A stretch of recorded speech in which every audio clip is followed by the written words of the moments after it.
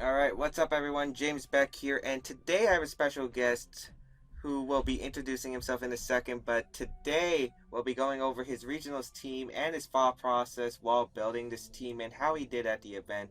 Say hello and introduce yourself, your accomplishments, and what's your gamer tag. Hello, my name is Drew Nowak. I'm the Master Scrub. This is my second year. My accomplishments are last year top cut St. Louis Regional. Then this year I somehow managed to win St. Louis Regional.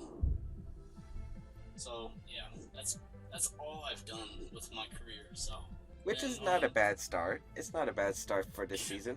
but on the forums I go by Nowak Golf. So we'll be going over Drew's team today that he did use to win St. Louis. Now, what was the first Pokemon you were thinking of when you were making the team? Right, this team is actually like the way you have it is actually the way I built it. So like I started off with Kyogre because I saw Virginia and everyone was using Big Six. It was hooray hooray. So I'm like, I expected everyone to be running Groudon still. I don't like Groudon at all because all the speed ties and the fact that if you lose a Groudon speed tie, you're gonna lose. So I felt Kyogre was the safer call going into this. Okay, so you decided to go with a modest spread, max special attack and speed, not a Timid Nature to potentially speed type with the Groudons, and not a bulkier set to take the physical hits better like most Kyogres do run these days. So can you explain your thought process on max speed modest Kyogre? Don't use this spread. It's really bad. I do not recommend it at all. I was just too lazy to build a bulkier spread. So, like, this is the only Kyogre I had in game.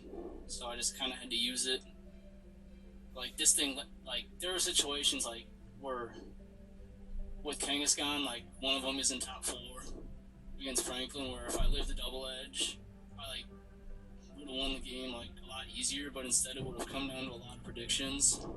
So, like, yeah, if you're not running really fast Kyogre, you should definitely go bulky, unlike what I did, and go in the middle. Yeah, especially since I believe 4 HP Kyogre is 75% chance to be O-code by Jolly Double Edge. I believe that's the calc. Yeah, it's stupidly high. But 252 speed does allow you to outspeed Smeargle. Was that a factor in any of your games? I didn't actually play one Smeargle all weekend, except in top 4. Finals when Kyogre didn't even face off against Smeargle, so it wasn't a big deal. That sounds like me at Virginia. Didn't face a single Smeargle. Yeah, like I played 3 Big 6 teams and none of them brought Smeargle, so I was completely okay with that. Okay, so the next mon you chose here was Salamence. So why Salamence and Kyogre, the combination? I picked. Hold on a second. Salamence and Kyogre, I thought would be a good combo because, as you can see, my Salamence has Tailwind on it, and like I just thought, like, okay, if I get some Tailwinds up with Salamence, which I didn't think anybody would be expecting, just lets Kyogre. I get the Tailwind up and then let Kyogre wreak havoc with Water Spout. So that's like the main reason for that combo. Yeah, so you opted for Tailwind, which is an interesting move on men's. I mean, Tailwind Salamence is now getting popular thanks to you and Aaron Zhang, who I believe used Tailwind on his Salamence too. You also ran Double Edge and Hyper Voice. Any reason for a double flying stab over the combo of like Draco Meteor or something else? I went for the double flying stab just because I never found myself using Draco Meteor when in testing, and I was really missing the damage that I got off from Double Edge against Xerneas, so I just dropped Draco for Double Edge, and then I don't regret it one bit. That does make sense. It allows you to hit other Kyogres as well, which could be a struggle for your Kyogre. Yeah. And then the spread is pretty simple. Max special attack, 4 attack, and max speed. Have you ever thought of increasing the attack? Yeah, this is another spread where I don't recommend using this. I would definitely run more attack if I could do it over again. There were games where, like, if I would have done something with, like, more attack, I could have been more aggressive against Kyogre and, like, try and pick off, like, little more healthy Groudons. And Xerneas probably. Yeah, and Xerneas is like the big thing. I didn't play a lot of Xerneas either, though. Like, I don't know, like, Smeargle Xerneas was not there at that regional. Which is surprising because most of the stream games actually did feature Big Six. Yeah. I think Scott went out of his way to show Big Six and how, like, and was just hoping it would lose so we could talk about how bad it is. Okay, so the next one you chose was Xerneas. Now, normally Xerneas and Groudon are the common duo for the restricted mons. Groudon covers Xerneas' weaknesses really well, and Xerneas does the same thing to Groudon. Why did you choose Xerneas on this team with Kyogre? Like I said in Evan's interview, like, I saw, like, the first couple days in the meta, I saw Big Six. I'm like, okay, everyone's gonna be running this. Xerneas is... So I'm like, alright, I kind of have to use Xerneas, because if I get into the Big Six matchups, I kind of want to be able to match Geomancy, just so I don't get destroyed. So, like, yeah, that Xerneas was literally only there for the Xerneas mirror, if that makes any sense. Yeah, and I noticed in a lot of your games you actually didn't just go straight for like Geomancy like most players will. How did you play with Xerneas? Did you just go for Moonblast and Dazzling Gleam for spread damage? Did you try to get up a late game Geomancy, or did you protect trying to bait the double attack into Xerneas, since people will know that Xerneas is a huge threat and they have to target it down because they can't let it get a free Geomancy up? Like, yeah, like the first was Xerneas. I actually only used Geomancy 5 times the entire tournament, and 3 of those were in the finals. Wow. So, like, the game plan with Xerneas, like you said, was lead with it. I protected probably every time I led with it, because people would double into it, fearing Geomancy, and then that would just let Kangaskhan or Kyogre or Thundurus just get a free nuke, get a free big hit off, and like then Xerneas would start spamming Dazzling Gleam or Moonblast, and like they're behind right away. Yeah, that definitely does make sense. Now, you just went the standard for 252, 252, nothing wrong with that. Some players have opted for physical defense just to take hits better. Do you think the spread was alright and it did its job, or would you prefer more physical defense? For regionals, this spread definitely did its job, but now all the double primal running around, I would definitely run a little bit more bulk because of those two, just for longevity. But otherwise, like, yeah, this spread worked wonderfully. Especially since you already had Salamence for the Intimidate, which is nice. Yeah. Alright, your next Pokemon was Thundurus, and this Thundurus was very interesting according to everyone who was at the tournament. You ran a Life Orb physical Thundurus, which I have a lot of respect. Can you tell us your reason why you chose physical Thundurus, why you chose the moveset that he had? Alright. Long story short, this Thundurus spread was an inspiration from you, James. I was watching one of your streams, and I saw, like, I wasn't paying attention to, like, how you were playing, but then I looked down, and I saw your Thundurus one-shot Kyogre with Wild Charge. I'm like, oh my god, I have to use this thing, because nobody's gonna see it coming, and as is in Top Cut, nobody had anything for it. It worked. Oh, wow. It was awesome. Like, I highly recommend this thing. Alright, so you chose Wild Charge, obviously, to get that Stab Electric, knock out Kyogres, mainly. What about the rest of your moves? You chose Roleplay, Superpower, and Thunder Wave as your last 3. Yeah, Thunder Wave's pretty cut and dry. Just for Thunderous things, Prankster Thunder Wave's and Speed really Control. Nice, especially since this team has one other form of Speed Control. So, yeah, Roleplay was for the Groudon mirror. Like, when I played Groudon, I had Kyogre out and they had Sun Up. That came into play in my last Swiss round against Mackenzie. Yeah, we saw on stream she switched into Groudon and she thought she was safe, and then you just revealed the roleplay and knocked her out and punished that Groudon so hard. Yeah, I think that was turn 2 actually, because I picked up double KO first turn. Then the roleplay Water Spout happened, and then it was over. So I think the most interesting move here, we've seen Wild Charge a bit in previous Thundurus in Japan, especially. Superpower is the most interesting move on this Thundurus set. Yeah, Superpower was also the most was also probably the best move on this set in testing. Like I never got to really pull it out at regionals except in my top 8 match against Roman, where Superpower just went off on him. I think I OHKO'd his Ferrothorn, and I KO'd his Kangaskhan from like 80% twice. So, that's the only reason it's there, because this team really struggles hitting those two without Superpower. Yes, well, for Ferrothorn especially. Yeah, especially Ferrothorn. It was actually quite interesting, because after I saw you use Superpower, I actually tried out Superpower Wild Charge Thundurus at Florida Regionals. It actually did quite a bit of work there. Yeah, nobody sees it coming. It's just really the facial expressions I got from some of the matches where Thundurus would just drop something. Kind of made my day. And there's now, how would you feel if Thundurus got Defiant instead of Prankster in this format? I actually still wouldn't. I would still keep Prankster, I think. Just for the fact that I can, like, with Wild Charge and Superpower combo, you get so weakened down with it. And just being able to get, like, off a last-ditch Thunder Wave and then setting up, like, a Kyogre or Kangaskhan, just really nice. So, like, Defiant Thundurus would, like, if that comes out, then this Thundurus is going to get popular pretty quick. Mm-hmm. But even if it did come out, I wouldn't go away from Prankster. Prankster's just too good.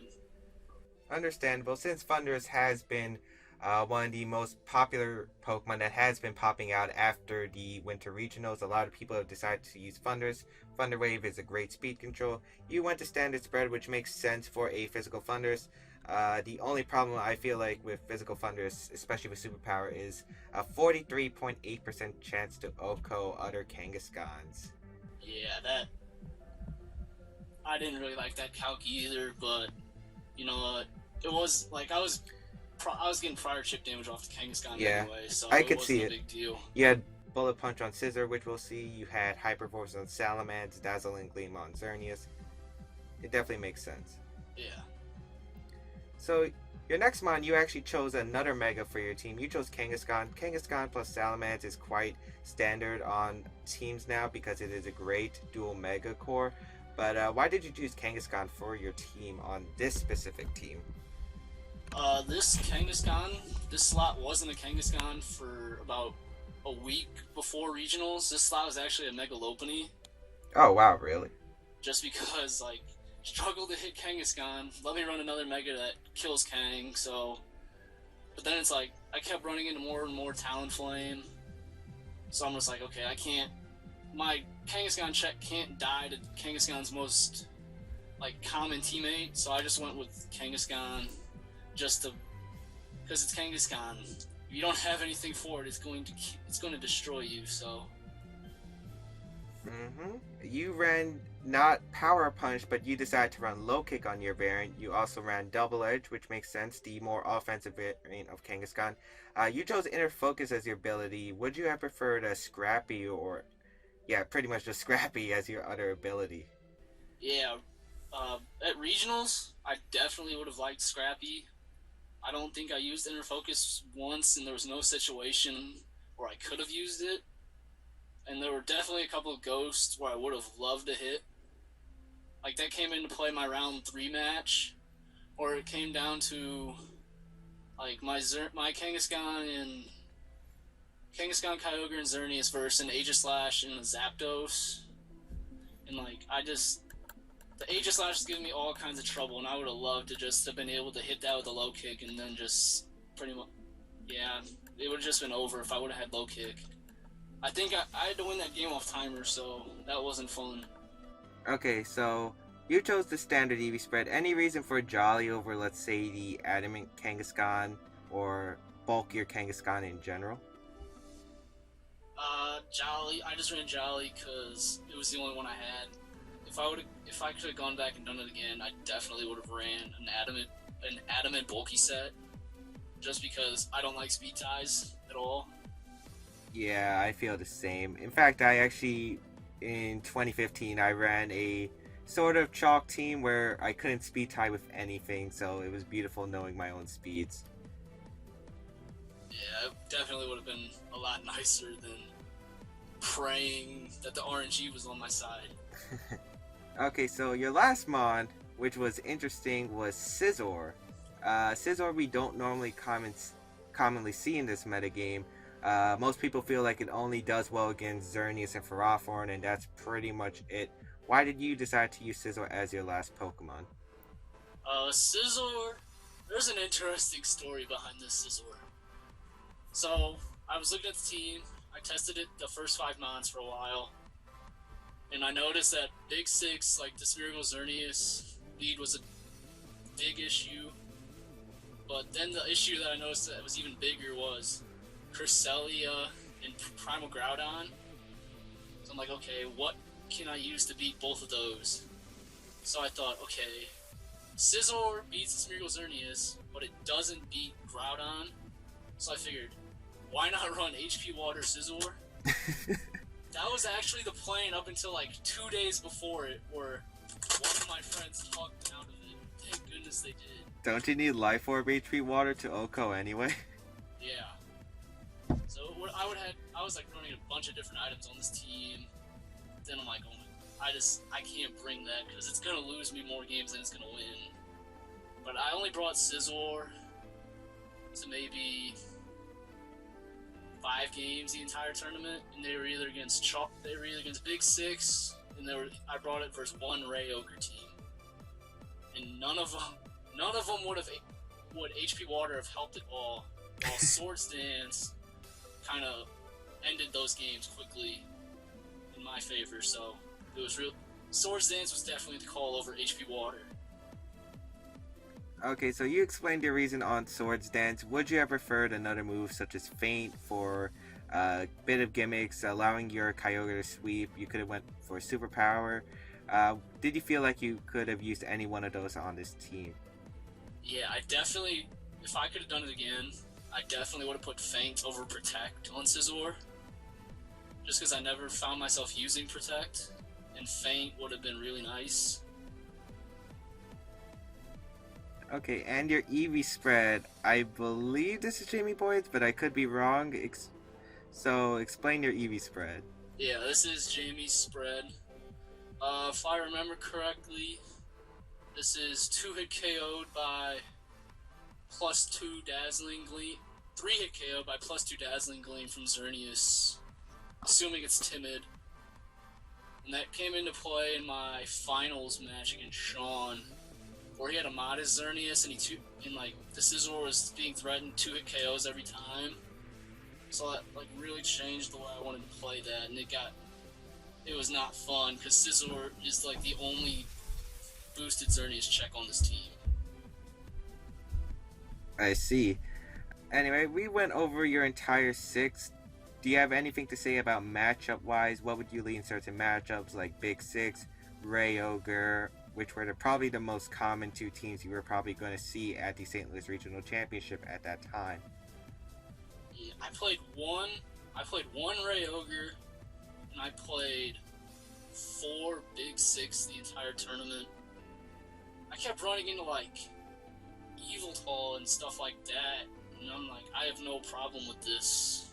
I was really worried about the Ray Ogre matchup in particular, if they had Ferrothorn, because my lead versus that is Salamence and Thundurus, and if one of those 2 goes down quickly, I have nothing for Ferro, so...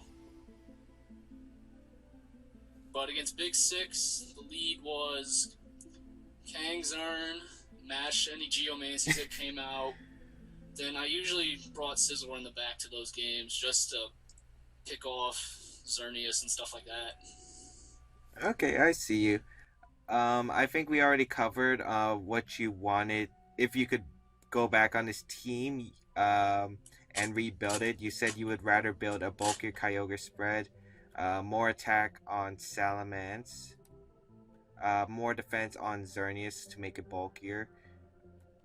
I believe you also said Adamant Kang that's bulkier, and Feint over Protect on Scizor. Anything else would you change on this team? for that regional, those are the only changes I would make. But the changes I made now is just drop this team because it doesn't fit in this meta anymore. Like, I think I caught the meta at a Perfect timing. like I caught it on its heels. Like people were trying to counter Big Six and all that stuff, and I don't know. Like the team just beat this team's goal was to beat stuff that tries to counter Big Six, and I played that like every round. So All right. So, any last word to your viewers? Any shout outs to whoever helped you with this team? shout out to Luca for telling me that I'm not a scrub. Probably gonna let's go give a shout out to Andrew Hovis. He was my team building partner for this the entire time. I actually thought he was gonna be the one that would end up winning this, not me. So I don't know. I feel sorry for him because he was pretty destroyed because he lost like 2 rounds very early. Anyone else? I guess TPCI just for showing up to stream, but that's really all I can think of. Any last words to our viewers before we head out? Don't use this team. Alright, so that was Drew, your regional champion in St. Louis this year, 2016. I hope you guys enjoyed this video. Definitely go give Drew a follow on Twitter. His Twitter will be in the description down below. And be sure to check out future videos where I'll be partnering with Drew. We'll be doing some best of 3 sets as well as going on Battle Spot and battling with this team and seeing how that does. So be sure to stay tuned. Anyway, I'll see you guys next time. Or we'll see you guys next time. And yeah, that's pretty much it. Later, guys.